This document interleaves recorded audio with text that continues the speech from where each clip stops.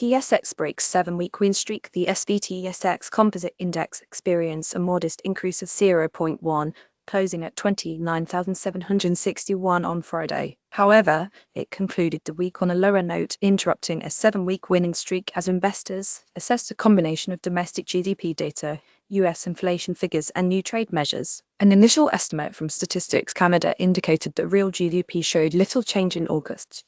Gains in the wholesale and retail sectors were enough to counterbalance the weaknesses observed in mining, manufacturing, and transportation, which in turn alleviated concerns about growth that had previously put pressure on long-term yields. Meanwhile, the US PCE report illustrated generally stable inflation, with core inflation remaining steady alongside a slight increase in headline figures. This has reinforced the anticipation of Federal Reserve rate cuts later this year and has bolstered risk appetite. However, trade developments provided some resistance following President Trump's announcement of impending tariffs on branded pharmaceuticals, heavy trucks, and kitchen cabinets, set to be implemented next week.